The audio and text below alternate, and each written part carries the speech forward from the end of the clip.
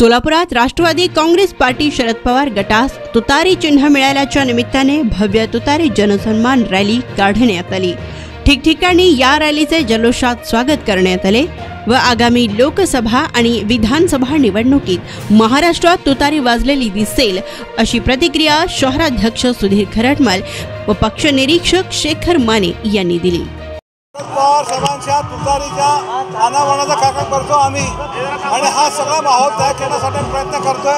शरद पवार साहेब 83 ते असतात ते पळतात, तर आम्ही प्रयत्न करतोय जेवढा आमच्या कार्यक्रमात पळतोय आणि शहरामध्ये वातावरण निर्मिती करतोय आणि आम्हाला इतका उत्साह मिळालेला, इतका प्रेम मिळालेला आहे।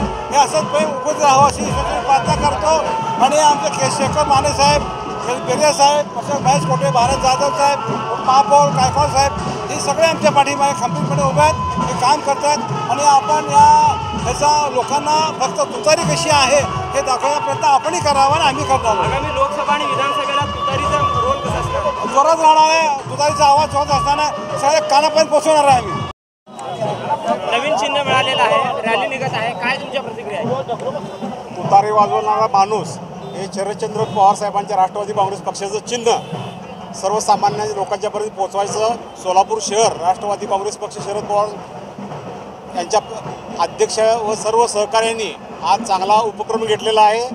मला खात्री आहे येणाऱ्या काळामध्ये सोलापूर शहराच्या तिन्ही विधानसभामध्ये महाविकास आघाडीच्या माध्यमातून विधानसभेची तिन्ही आमदार, महापालिकेतील सत्ता महाविकास आघाडीची भक्कम होईल। त्यामध्ये राष्ट्रवादी काँग्रेस पक्ष शरदचंद्रजी पवार साहेब हे 1 नंबरवर राहतील हा विश्वास या रॅलीतून मी आपल्याला सर्वांना देतो।